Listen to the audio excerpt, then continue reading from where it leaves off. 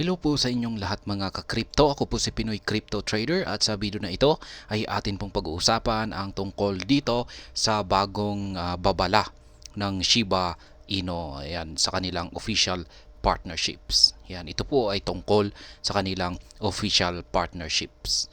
At ayan, bago po tayo magpatuloy ay nais ko po munang bigyang linaw ang aking disclaimer kung saan ang nilalaman po ng video na ito ay hindi po ito isang financial advice. For education and information purposes lamang po ang layunin nito. Maliban po dito ay nais ko na rin pong magbigay babala na wala pong kahit anumang group chat ang Pinoy Crypto Trader.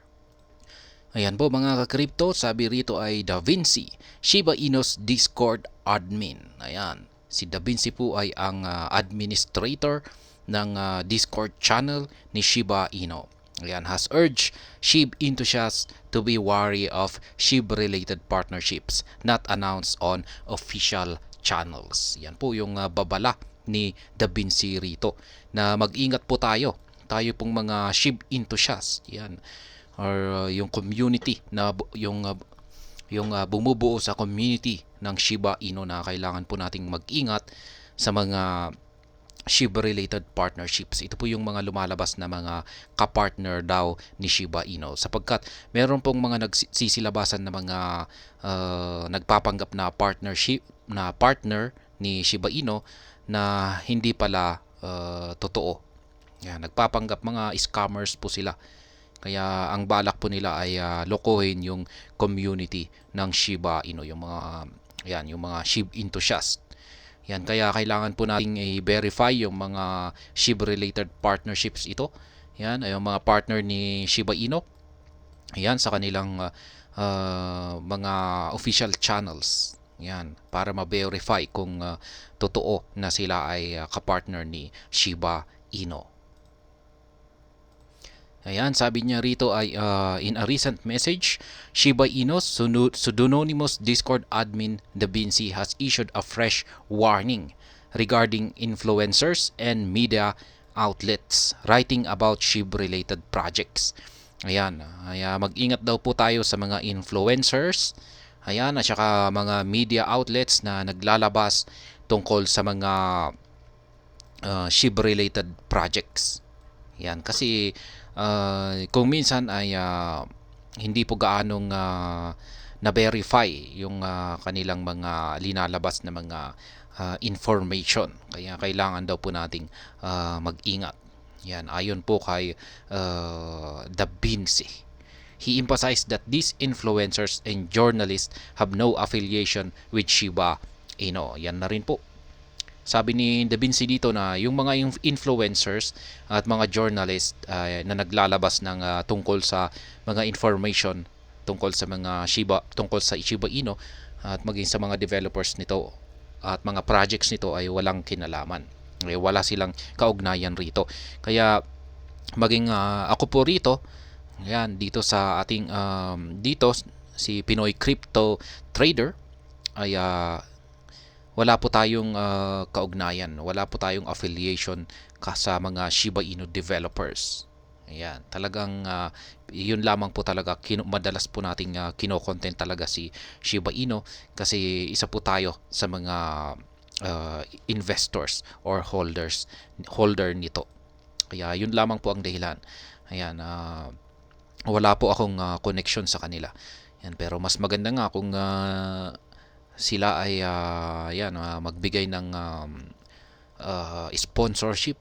Yan. Pero malabo pong mangyari yan. Kaya yan.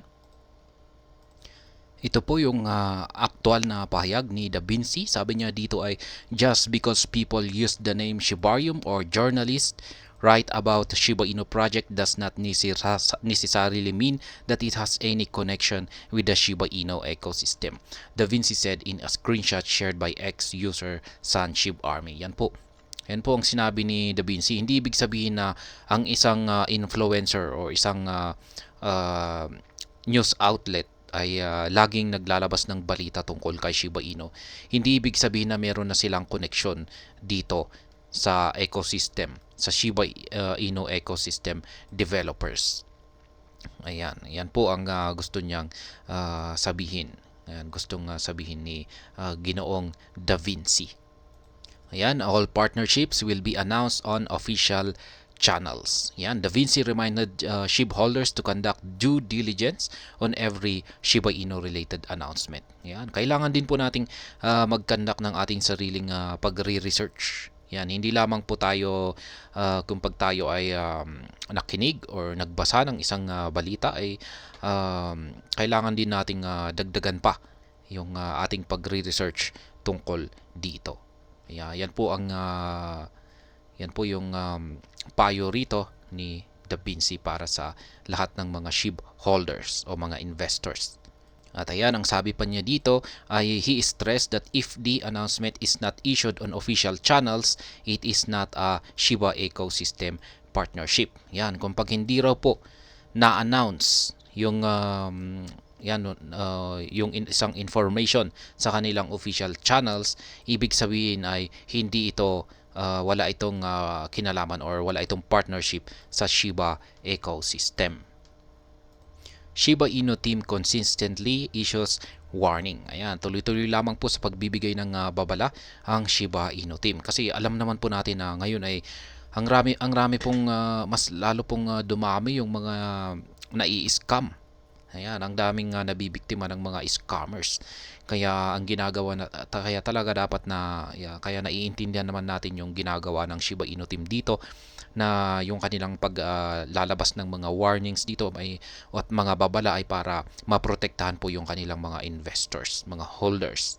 Yan, na sumusuporta dito kay Shiba Inu. And Da Vinci's reminder marks the latest warning from Shiba Inu team members. The team behind the project is known for constantly issuing warnings to SHIB holders to keep them safe. Ayan, natatandaan ko nga, meron pa silang ginawa na isang team ng isang separate na team ng Shiba Inu na yung kanilang purpose o talagang yung kanilang trabaho ay magbigay ng mga warning. Ayan, magbigay ng mga warning at manghuli ng mga yung mga or ilabas nila yung mga bagong mga scam na technique na ginagawa ng mga taong manloloko para maiwasan natin. Kaya ayan po ang kanilang ginagawa. At ayan na nga, Da Vinci warns about scam tokens. Ayan. Yesterday, Da Vinci issued a stern warning regarding a scam token dubbed Dogpad. In a lengthy Discord message, he reminded Shiba Inu enthusiasts to always do their homework before jumping into any crypto project. Ayan, meron na naman pong bagong labas na isang scam token daw. Ayon po dito kay Ginoong Da Vinci. Ayan, isa itong ayan, kaya naglabas siya ng isang babala. Yan, mag-ingat dito sa token na ito na si Dogpad. Yan, in a lengthy Discord message, he reminded Shiba Inu enthusiasts to always do their homework before jumping into any crypto project. Kaya yan, yung kanyang payo sa lahat ng mga Shiba Inu enthusiasts. Kung gusto nating mag-invest sa isang crypto project ay talagang kailangan muna nating mag-research. I-research talaga muna natin itong mabuti bago natin ito pasukin. At ayan po mga ka-crypto.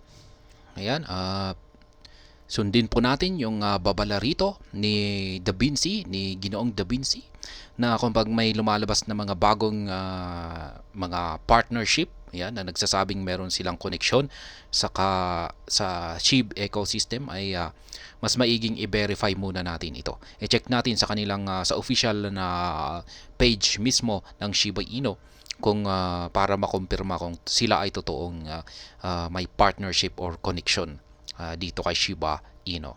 At ayan, hanggang dito na lamang po tayo sa video na ito. Sana po ay inyong nagustuhan ang aking paliwanag dito. Kung inyo po itong nagustuhan ay pakiclick lamang po ang like button nito. Para naman po sa mga bago lamang dito, kayo po ay aking inaanyayahan para mag-subscribe. Pakiclick na rin po ang bell icon nito dahil ito po ang siyang magsisilbing notification nito sa mga bago kong videos na akin pong ina-upload sa aking YouTube channel na ito. Marami pong salamat sa panonood. Ingat po tayo lagi at God bless po sa ating lahat.